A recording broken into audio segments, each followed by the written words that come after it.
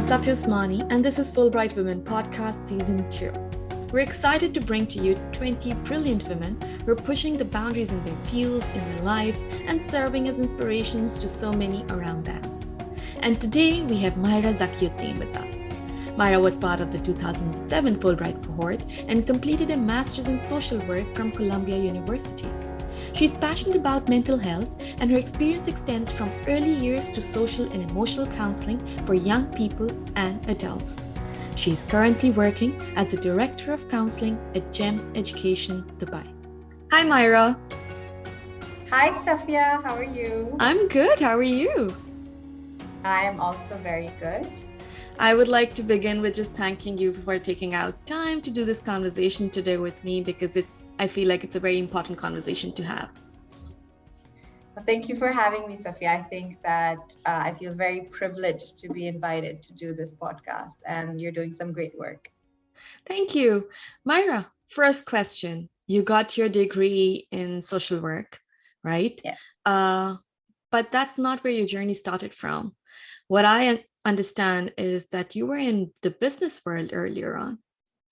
That is correct, Safia. I was a business student, and I went to a local college in Karachi, and I did my BBA in marketing and finance, and then I did my MBA in finance as well.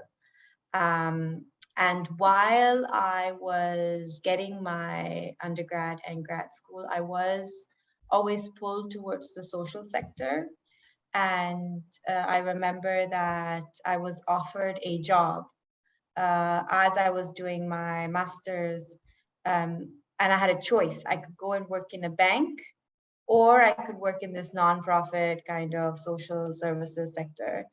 And everybody was like, hey, you should, take the banking position because that's what your field is. But I remember as early as 14 and 15 when I used to give tuitions to little kids, and I was always drawn to being with young people. So I decided to go with what is it, the blue pill or the red pill, the one that doesn't give you a lot of money, basically.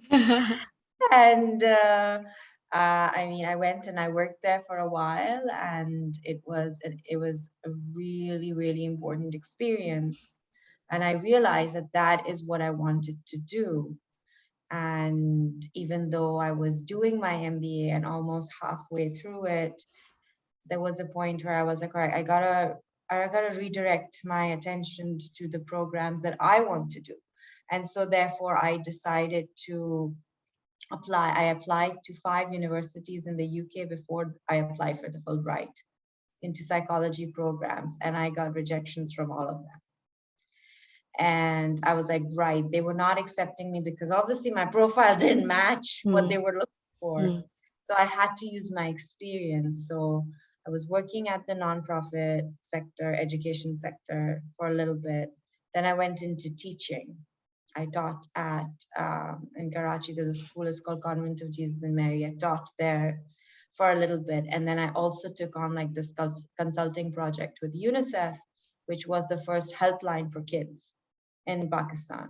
So I worked with them for a little bit. And then my biggest breakthrough was like, there was this journalist that came from Holland, and she was covering the juvenile justice system in Pakistan, and she needed a translator, and she needed to travel to all these different parts of the country, and she needed someone who was willing to do that for 10 days. And I was like, yes, that is something that I would do. And I still remember it was a BBC radio project, and I went and I did it with her. And I think because of those kind of experiences, more than my actual formal education, I was able to apply for the Fulbright and actually get into the social work program. I kind of want to take a step back here, Mahira, because what I know is that you were very good at what you did before getting into social work, right? It wasn't that you were an average student, you were a topper, and you were doing pretty well in your career, right? So that takes a lot of introspection. That takes a lot of, knowing yourself and having this belief in oneself that this is really what I want to do. Because to leave something that is a well-settled kind of, we use this term, well-settled kind of a career trajectory that you had, which you're doing great at as well. There was money there as well. There's prestige, there's glory, all of it. And then saying goodbye to all of that and moving in a completely different direction. And like you said, you faced rejections in the beginning. And, there were universities you were applying for that weren't accepting you. Did you have those conversations in your head at any point that, what am I doing? Yeah, so 100%, you're absolutely spot on. It was a real hard decision because it was just something that seemed easier, let's put it that way, to be able to and get into the corporate sector and get into banking. And like you said, I was doing well. I secured decent grades in my GCSEs, in my O levels, in my A levels. I was the dean's lister for my undergrad in my business school, and I did pretty decent. I mean, I was taking really advanced finance courses in my MBA as well. And I was going, I had like, people thought I was going to be an investment banker. And so, and I think it's interesting you say that, Safia, because today I was having a conversation with someone about this, about the spark and the sparks that are in the interests in our hearts. And as a kid, I was always interested in the stories of children, of young people, of people in general. I have a lot of time to listen to people's stories. And I think it has to do with the fact that as much as it's a space for other people, I feel very privileged because it helps me think about my journey and where I see myself in this world. And so that path probably would have given more wealth and glory, no doubt. However, this path has given me like this sense of groundedness and just being really clear about my worth in life. And that because of which my job doesn't feel like work. It's just something I do. I live, I breathe. This is just me, So it Mm-hmm. doesn't feel like work for me. There's just so much to reflect upon just in this bit of the story, even before we move on to, your the everything that you did after making this decision. But just this decision, I feel like we don't give enough value to this decision generally in our society. We're just told as kids, sometimes we take peer pressure as, an indicator to just pick our career. Sometimes we just pick whatever our parents are telling us without really having that inspection, without really reflecting upon what is it that we really want to do, right? And some of us who are even able to have that clarity in our head that this is what I'm passionate about, sometimes don't even have enough bravery to take that step towards those fields. What do you have to say about that? Yeah, I just think I'm very privileged and lucky. Like I completely agree with you because school systems now have counselors, and there are academic counselors and social emotional counselors. We didn't have that in my formative years, and even in my A levels, there were university counselors, but it wasn't really guidance of where is your future, what is your career, where do you see yourself. So I just followed like the pack. My brother went and did his business, and therefore I did it. But something in that experience, somewhere, there were a couple of courses that I did that really sparked me and made me start thinking that, I am by design and as an individual, I am someone who needs to be in the helping profession. I didn't know what it was, but I definitely, and I feel I was very privileged to have that insight. A lot of kids don't have that. I think the courage bit is that, and this is a little bit of a story about myself, is that I come from a traditional Pakistani family. I would say we're a little bit more progressive than what other families are, but there is still very much traditional conservative side of like gender norms and what a girl should be doing and what a boy would. And because of that, I think I was always a little bit rebellious. So if everybody was telling me to do something, I would go like, no, I want to do the other thing. And I can see that how that played up, because I did go to the business school, and that was an expectation that was kind of not put on me, but it was something that was agreed on. And because there was like this restlessness inside me, and I was like, I don't know how I feel about this. I went against the grain, and I was like, no, I'm going to try something different. And I wanted to explore that. Yeah, and in your case, I don't see it as a rebellion just for the sake of rebellion. It is a rebellion for the sake of a cause and with conviction. That is why you're sitting where you're sitting today, right? So, Mahira, where are you sitting today? Where am I sitting today? So I work in Dubai, and I live and work in Dubai, and I work for the school system, which is a school operator, goes by GEMS Education. It is the leading private school operator in the world, one of the leading private school operators in the world. And I work in one of their schools, and I've been with them for the past 6 years. But last year, actually this academic year, I was put in the capacity of Director of Counselling. And it is across 5 schools that I'm working with the counseling departments. And the intention of my role is straight up is to raise the profile of counseling in our schools, to give it a very formal structure, and to show that it is absolutely imperative for young people's education and for their minds and hearts. And also to show that, it is a growing field in the UAE. And it has, especially after the pandemic, the need for counseling in schools it's just exploded. So, and we're very lucky, and the school that I work with is because the leaders have been invested in well-being and mental health for the 6 years that I've been here. I mean, I think our department is really strong. We have very strong connections with our community. The leaders take our advice and they really take it seriously.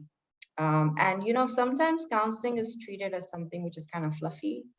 It's kind of thought of as like a soft science. But actually, what the great thing about our school system is that it's very much embedded in evidence-based practice. So our counselors are very skilled. We get very good professional development, to the point that we can all be therapists if we needed to get out in the community. And school counseling is not therapy. It's about raising awareness and guidance and all that. But we have got fantastic skill sets in that. And it's grounded in data. Like, all of us have to make sure that we are tracking our caseloads. We're looking at the trends that are coming up. And it's real data. It's really powerful data, because we are working with live data, which is very different than what we would read in reports and stuff, right? Mm-hmm. So I think that this has been really powerful for me, for my team, for our school, and for the students and families we work with. Something very interesting that you said was that you work with live data, right? I'm interested in understanding this a little more. Can you give examples of how this data helps and propels the strategies that you make for the kids around you? Sure. So all of us have obviously got our registers that we maintain on a daily basis. We have an X number of students that are in our caseload. We ensure that we are looking at obviously their ages, so the year groups that these students are coming in from. We also look at gender. So we look at what is happening and the gender conversations that are happening in our school. We also have a few themes that we look out for, and that is based on what is showing up globally or regionally. So for example, the WHO has published that 1 in 5 individuals in the world right now is going to go through some kind of mental health issue.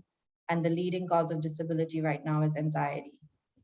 And what we see, what walks through our doors as the referrals that we receive, it completely corroborates with that data. So therefore, because we know that this is what is happening, we look out for the different anxieties that we are seeing. As school counselors, we are not in a position to diagnose, but we can definitely see traits. We can see social anxiety, or we can see test anxiety, or we can see generalized anxiety, phobia, OCD, eating disorders, all of these different things. We track it. And then that data that comes from our department is triangulated with other well-being data that is being done in the school. And based on that, our team meets regularly and designs the program as far as the assemblies are concerned, as far as subjects and lessons are concerned.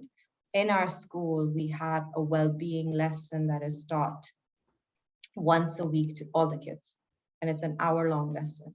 That And is so, beautiful. yeah, so it's amazing. And so because of that, we are able to basically feed that live data. So we know what's happening and then we respond to it. So it's a very responsive program. That's great. You talked about anxiety and you talk about a responsive program and live data. I can't help but think about the pandemic and how it has, um, really forced all of us to go back into our little Zoom boxes, right, to interact with each other. And we all know how socialization is such an important, integral part of human growth and development, right? And if that is taken away, especially from kids, well, from everyone, but we're talking about kids here, that kind of plays a big role in, uh, anxiety just growing among kids. Have you seen that trend, and what are the strategies that you try to use to, deal with it? Yeah. Thank you for that question. It's a very important question. I will tell you, January for Dubai and the UAE, and I think the region, and I would even go as far as saying the world, has been a pretty hard month in the pandemic for young people. And I'll tell you why. When the pandemic started, there was like this noviceness about it. And there was this thing about, okay, we're going to get through it. And also the horizon, it seemed like, all right, it's 3 months, it's 5 months, or maybe it's 6 months. So everybody had a stronger bounce back. So even though the young people were going through online learning, if they had the resources and all these different things, and our systems are set up, like our systems had been set up, we were strong in technology, we were able to do it. There was this sense that it's going to get over. And that has now, that bucket of resilience has been exceptionally low. So anxiety, depression, motivation is at an all-time low in young people. And I would even say adults. It's because everybody is going to the fatigue. They are like, we are done with this. We can't deal with this anymore because it feels so hard. And that has had a direct impact on a student's mental health, especially anxiety. And the reason I say especially anxiety is because the way the brain, I'm going to get a little bit geeky now, but like the way the human brain is designed is that we have something called the amygdala. And that is where the fight and flight response exists. And there's a good reason to have that because it's supposed to protect us.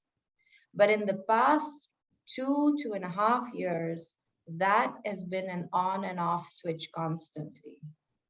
And that has created unnecessary like cortisol or chemicals in our body, which has created an internal environment inside us that has prone us all to anxiety. And so therefore, it is really important that actually we prioritize how to work with that. Because human beings aren't designed to have, or at least the last 1,000 or 2,000 years, the way our lifestyles have been, we haven't been subjected to so much inconsistency and change as a global community. And we're all experiencing like forms of PTSD right now, which show up as anxiety. So in such a situation, how do you try to help your kids? So creating space, and having a space to be able to listen and to engage and to communicate is very important. So when we have our one-to-one sessions with our students, that 30-minute, 45-minute of just having that space and time in which you can be heard in a non-judgmental way with compassion and empathy is very powerful. That's the first step, because as soon as we get into a conversation, we can see that the people who are responding in the front is non-judgmental, it's coming from a place of care. It kind of calms down that fight and flight response. And then once you're in a position of calm and openness and willingness to learn, that's when you teach different techniques. And that depends on the student that's in front of us. Mm. In our school at this point in time, we're really pushing for mindfulness and the ability to pause, training our brains to actually take a break and just be present with our feelings. Because the tolerance of sitting with discomfort has taken a hit Mm. because it's so much discomfort constantly. Mm-hmm. So we need to build that muscle. Mm-hmm. And therefore, that is what we're pushing for. It's like everybody, all the adults, everything that we do, we start with some kind of meditative practice of either deep breathing. With younger kids, you do lots of different belly breathing exercises, and teaching them to be present with themselves.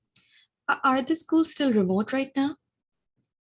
Our school has gone back to in-person learning. But again, if you're close contact, if there's a COVID positive case, that class goes into remote. And so it's, as a school system, we've gone back, but still there is transitions that are happening constantly. There's such a dilemma there, right? Because COVID, of course, is COVID. But then I think about, when I was a kid and I was going to school, school was this like happy place from, almost like escape from everything, mini getaway. It was like a mini vacation on everyday basis because I was getting to meet all my friends, right? And all these different teachers who I could learn from, and then playing around, just running around in school. So I want you to talk about that a bit for the time period that your schools were, remote, for example. And right now there are a lot of other schools that are remote around the world. It takes kids have to really go through that kind of unnecessary pressure. Well, it is necessary in the given times, but for a kid, it's a lot of pressure to be just, away from her friends and just that surrounding where they can just run around and play, because that also has a very good impact on the, your mental health. Yeah, it's so important. And schools are the safe spaces for most children. Like I would venture and throw a number out there and say it's 80% of the school population would feel like it's their safe spaces. And that has been really been disrupted. As school counselors, we also work very closely with the safeguarding and the child protection side of things. We work very closely with our safeguarding officers in our school. And in the UAE, by law, each school has to have a child safeguarding officer. So that's like the law. So we have seen a rise in safeguarding issues a lot. And some of it is because of the fact that um, there's been a lot of pressure put on parents to be the teacher, to be kind of making sure they're getting income at home and all of that kind of stuff, which has created an environment which is hard. It's hard for the parents as well. So it's not to blame, but there have been also rise in things like domestic violence. There's been a rise in corporal kind of disciplining at home, and just the family dynamics has really come through. So it has caused a lot of stress for children because they don't have that consistency, like you said. So in our school, we went, and again, we are in a very privileged position because we live in a privileged society. We went in lockdown for 3 months from March to June, but the next academic year when we returned, we've been 100% in person, and our goal has been even to make sure that as many students who are in vulnerable situations, to actually try and get them into school as we can. So if that means like setting up special classrooms for them, or the parents require support in the form of, advocacy, or trying to get our like even at one point in time, we were looking at our transport and bus services and just making sure those kids were in school, because that's where they need to be. Mm-hmm. Now let's talk about the other aspect of this, right? With COVID, there's a lot of fear around us as well, right? Some rightfully so, because it is, you can catch it as contagious in the sense that, like, if I have COVID, I can pass it on to another fellow in my class, right? And kids who have certain kind of awareness, do you find that kind of fear among kids? And, what kind of awareness do you create for them to be like safe when they're in school and not really just go around with that fear? In that sense, I would say that children have been more resilient and safer than the adults, because with luck, fortunately, this disease has not impacted young people as much as it's impacted younger and older adults, right? For some reason, it hasn't had that kind of impact, and I'm grateful for that. Um, so whenever we are talking to young people, we obviously this process is you listen to the fear that they're experiencing, you validate that fear, and you completely recognize the fact that this is something that is happening for them, 100%. But what you try to do is that you also do like fact checking, and you do it in a non-judgmental way. So you kind of bring them back to saying, what are the facts? So the fact is that this has not affected young people as much. People have fallen sick, but for the most part, most people have come back and they've been fine. They have been able to recover. And the third thing that we try to focus on is what is in our control. Because I think that is a really important conversation to have with young people. Is like what are the things that are in your control, and what are the things that are out of your control? And how do we move our attention towards the things that are in our control, things that we can do?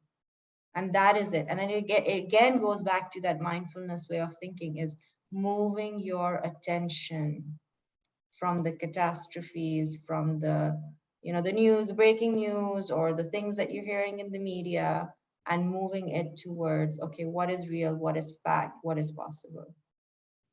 There's just so much stress around us on a daily basis, right?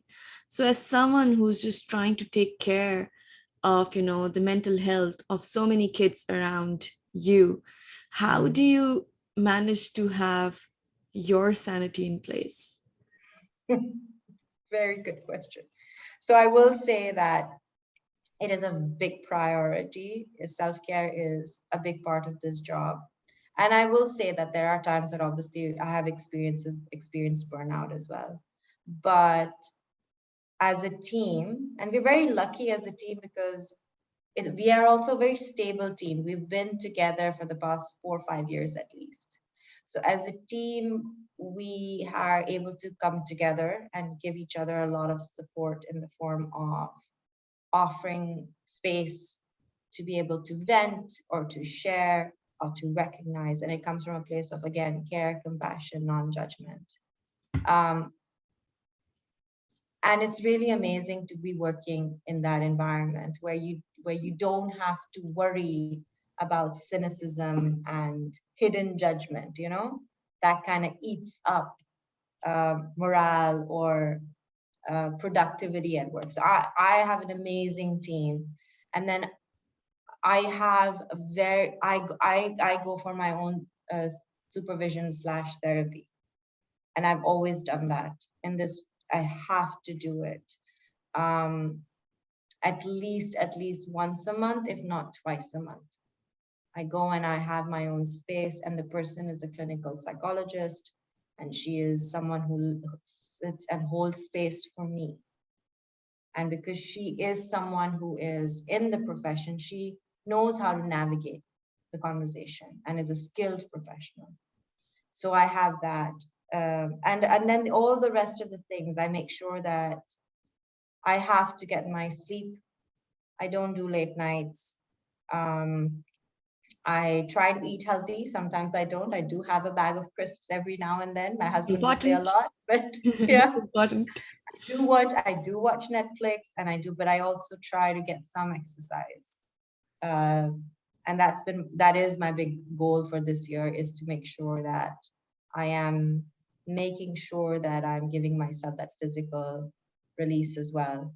I make sure I'm connecting with my friends and family, and I'm having that time, which is, all right, I need to make sure that I look after myself and I'm creating joy in my life. Because if I don't do that, then I will not be able to do this job. Right.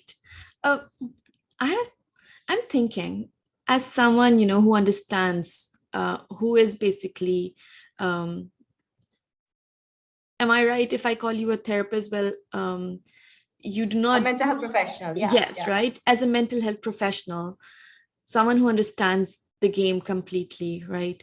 When you seek counseling and therapy, do you find, how easy is it for you to accept that kind of counseling and therapy? I guess what I'm trying to get at is, in your head, do you sometimes get like judgmental of the therapy that you're getting, that you're like, oh, this person can do it better, why isn't this person trying these tools or these, does that happen? I have been really lucky that the people that I've been connected with always are very skilled professional. I will also tell you, Safia, that my personality, and this is interesting because I was having this conversation with someone, is that I'm very intentional about choosing to look at people's strengths. So this is when I was growing up, people used to call me names and they used to say, oh, you're naive, or you're too innocent, or you're too nice, or you're too kind. And I've had some rude awakenings. I'm not going to say that I haven't, and I'm not going to say that I'm like this perfect. Like of course I have my moments of weakness and all that as well. But overall, I'm very intentional about choosing to look at. I'm not a cynical person. I'm just not. It's just something that is in my personality. So even when the therapist is sitting in front of me, and they're offering me this, I always choose to look at it with gratitude. And then I've always been very, very lucky to have people, when they hold space for me, I always feel very supported and very skilled. I am choosy about who I go to. I won't just like go walk up to anybody, but I just feel I've been very lucky. So no, I do not sit there and judge. I actually am always blown away. Whenever I come out of my session, I'm like, you are just so amazing. Well, okay, I'm gonna put it another way.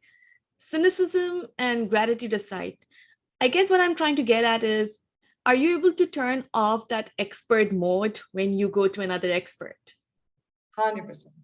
Oh, that's nice. Completely. That's my space. I get to be human there. That is amazing. Well, I'm going to wish you all the luck with, continuing to be a human and helping others and creating this safe space for everyone around you, including yourself, of this place of, support. Like you said, anyone can vent, people can find support, and people can, just come together and continue to just grow together, despite all the challenges this world has been throwing around at all of us. So all the very best with whatever you're doing. Like we started off this conversation saying, you're doing some really important work, and I guess you've just touched the tip of the iceberg, but there are more conversations to be had, and you're going to have some more. Thank you so much, Safia. It was such a privilege.